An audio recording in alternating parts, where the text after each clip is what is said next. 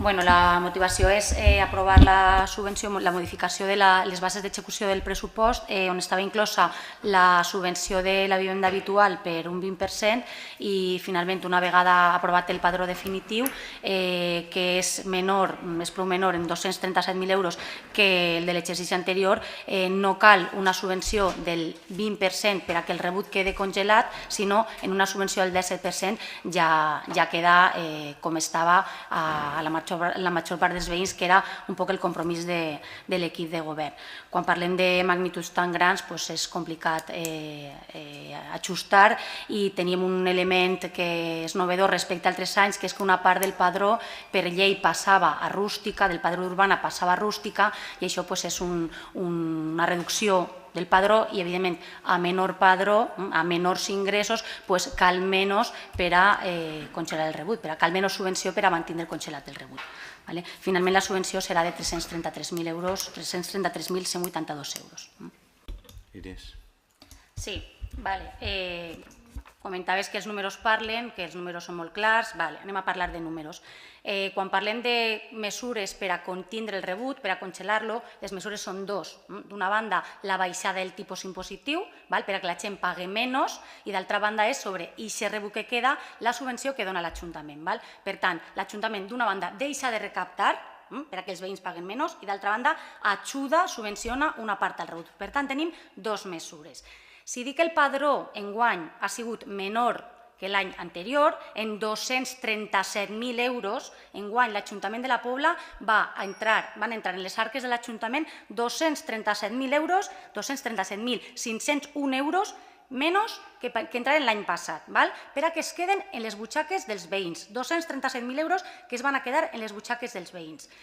Aquesta baixada es deu principalment a la baixada del tipus impositiu al 0,50, el tipus impositiu únic que ha quedat al 0,50.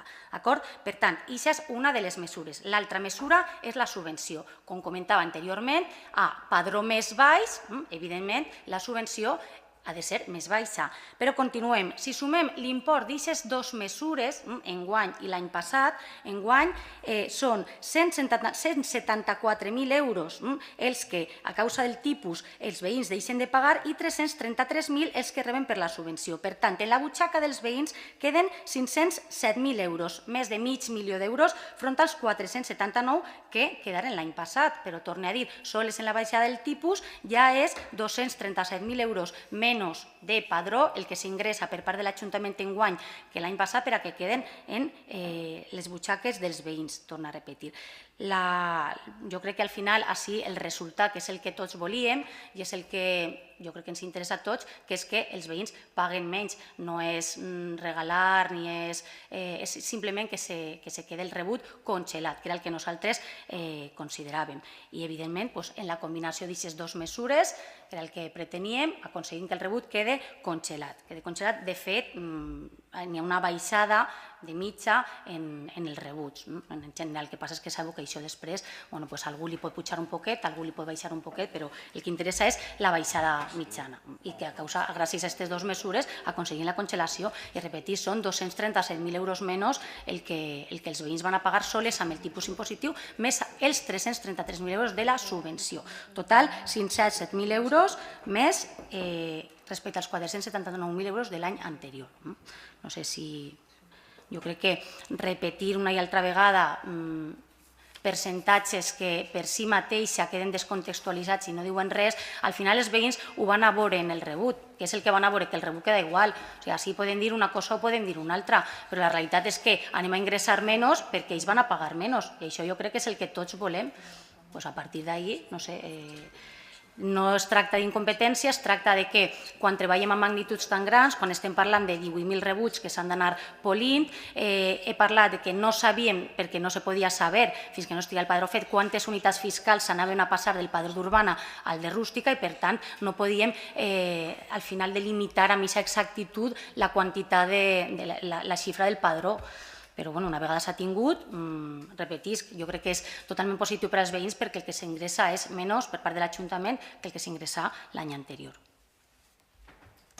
Una pregunta, si aplicarem el 20% de subvenció en compte del 17 que voleu reduir-ho, pagaríem menys o més els veïns?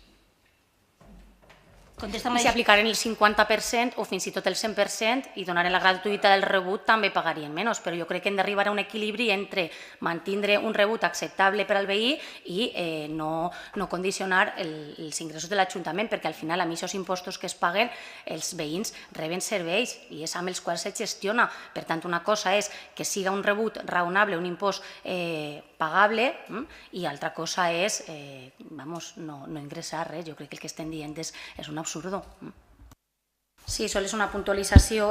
Com estàs comentant que el vostre compromís serà baixar més, el nostre ha sigut sempre, des del principi, congelar, no el del nostre partit, sinó el d'este govern. Així es va explicar en el ple de pressupostos. En cap moment es parla de baixar, perquè considerem que ara mateix no és viable, però simplement un detall. Com parlaves del vostre compromís per baixar, subratllar que en esta subvenció i en la baixada del tipus al 0,50 l'Ajuntament va a subvencionar. Al final el veí va estalviar-se 27.000 euros més enguany dels que s'estalvia l'any passat. Va pagar menys, enguany quasi 30.000 euros menys, amb les mesures aplicades per aquest equip de govern que en les mesures aplicades pel govern del Partit Popular en 2015.